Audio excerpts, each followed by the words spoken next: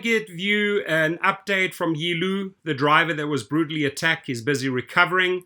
Also send me a thank you video to all the people that supported him on the GoFundMe page, and we're more than halfway. We raised almost $8,000 already. I'm very happy to report that a lot of his medical bills have already been covered, but we're at the halfway mark. Then a very, very disappointing reply from Lyft. I told Ye Lu not to get excited because they're not going to step in and help. We have to literally pound them with attorneys and pound them in the media and pressure them so that we get some sort of support from them. I've also personally spoken to them. My social media team has got this story into the news on 5 channels. We just got another great story that ran on CBS where we asked for policy changes within the rideshare driving gig business. And check this out, and then I'll run the letter by you, and then I'll also run the thank you that he wrote. I'm sorry about it. I did not. No problem. Sorry, bro. A Lyft driver is attacked after he told the customer he didn't have enough space for the customer's equipment. It's the latest in a series of attacks on Lyft drivers. Police did make an arrest in the case, but it's raising questions about whether enough is being done to protect drivers. The attack happened August 1st outside a bar on Mission Boulevard in Harupa Valley. KQL9's Joy Benedict spoke with that driver, and a warning: some of the images you're about to see are disturbing. I don't want emergency. I need medical. It was a frantic call for this rideshare driver, bloody and confused. Yeah, I'm a Lyft driver. Attacked while picking up a rider, his dash camera caught his plea to 911. I think I will die. He hit my head and hit this part. Ye Lu said it all started at 5:30 in the morning on Sunday, August 1st. His camera was rolling when he pulled up There's to the this thug, bar in Harupa Michael J. Valley Trunco. to pick up a fare. Although his lens is facing forward, he captured the exchange. My trunk is small. You need to call the XL. He apologized as he couldn't take the rider with all his equipment. Within seconds, you hear the attack. Okay. He started using the microphone stand to hit my head. My hair, you see here? I got, I think, 6 or 7 stitches. 11 days later, the stitches have been removed, but the fear still lingers. So I drive for the rideshare company about almost 5 years. I never thought this thing happened to me. The incident started because Lu didn't want the rider putting his belongings in the backseat of his car, and We're he not had a too cargo much to company. fit in the trunk. Fabio's bar in Harupa Valley says the rider was DJing there hours before, and advocates say this is an all too common occurrence that causes problems for drivers. We are not there to move all your personal belongings. Torsten Knerd is a former driver, now advocate for drivers' rights. But I understand that you don't want all this equipment stuffed on your seats. Your car's going to last for 3 months. That's reality. And although Mr. Lu will get some assistance from Lyft for medical bills and repairing his car, advocates say it's not enough. He'll get part of his medical insurance covered, a part of it, a fraction of it, and then he will be covering the first, $2,500. With an estimated $8,000 in repairs to his car, medical bills, and time off work, Knert started a GoFundMe page to help with expenses. I'm scaring also because Scared to return to the road for fear this my head is bleeding. could happen again.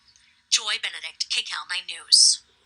Thank you so much. We really appreciate, again, the media for supporting us. We got a ton of media exposure. In fact, if you go onto Google, you put in Lyft News, we're everywhere, right? So we got a lot of good publicity thanks to the media on safety. Now, the response from Lyft is disgusting, right? And this is what I wanted to prepare Ye Lu for. I said, we got to go out and raise the monies through GoFundMe ourselves. We're not going to get any support whatsoever from these companies. The moment we sue them, they're hiding behind the arbitration clauses. That's reality. They did not reach out for support. They obviously want NDAs. They don't want us to talk about it. We did exactly the opposite. We put the microphone, we put the megaphone on this incident. So he says here, hi Ye, thanks for getting back to me. I'm so sorry again to hear about what happened, and I appreciate you reaching out to us for assistance. So we had to reach out to them, right? They are only replying to us. They weren't the first ones to step forward and say, hey, how can we help you? No, they're responding to us. I hope that you continue to do whatever you feel is in the best interest to feel better and recover. Please send in any photos of bills or documents that you would like for us to review for assistance. Here comes the big one.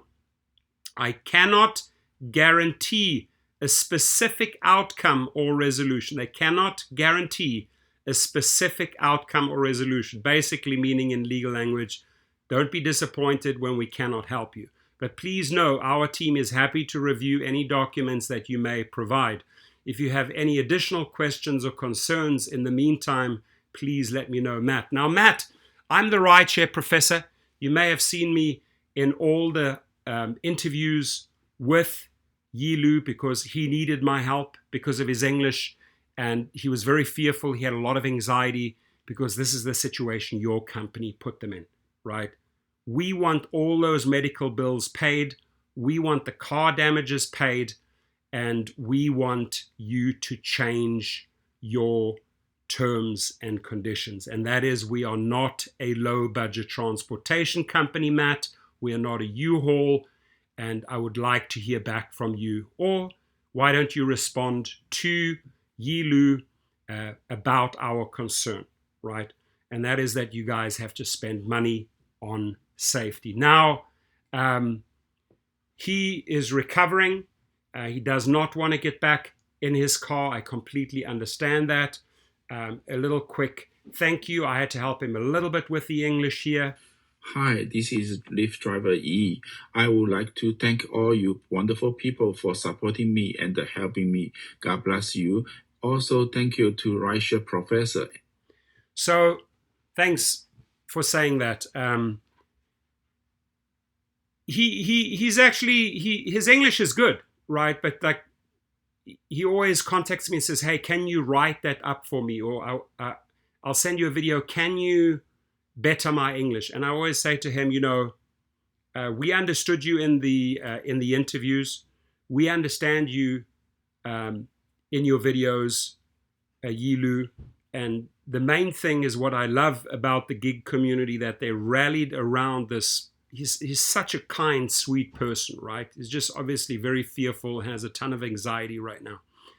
He had a ton of anxiety going back to the scene where it happened. I literally had to, I had to like give him a big hug and say, "Hey, dude, you can do this," right? So he is a hell of a nice guy. He really is. And I'm glad that so many people have rallied. If you have not made a $2 or a $5 or a $10 donation, please do.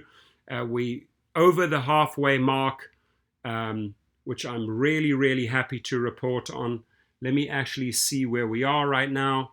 We are on $7,912. That's very impressive after 3 days of fundraising. And I want to thank my team, my social media team, for jumping on this, helping me coordinate the TV reporters, the locations, where we're going to film, because there's a lot of logistics and organizing going into that. And then for helping, Ye Lu asked me if my team could help him with the fundraising, and we're doing pretty good.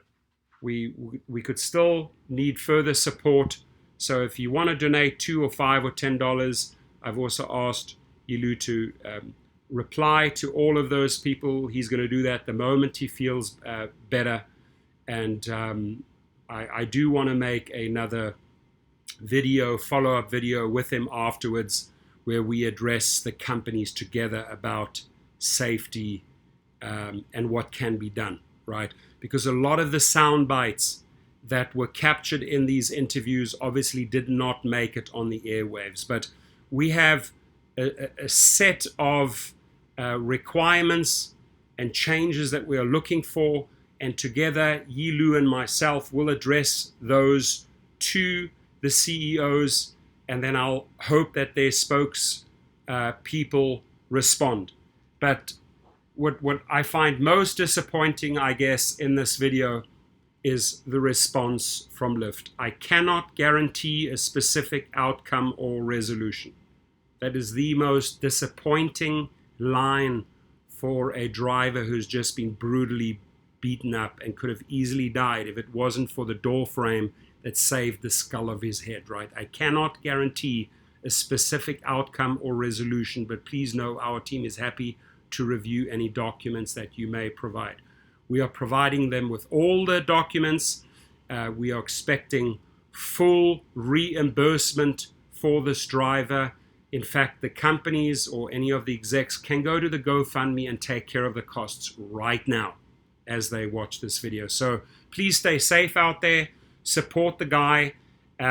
If you want me to run the other 4 TV stories as a video, I'll gladly do that. I've run one before. I've run another one here. We made national news and we made local news, and we're all over the internet. And that is what I am so proud of in this team effort with Ye Lu, Rideshare Professor, and my social media team. Have a great day, and please feel free to comment. Thank you.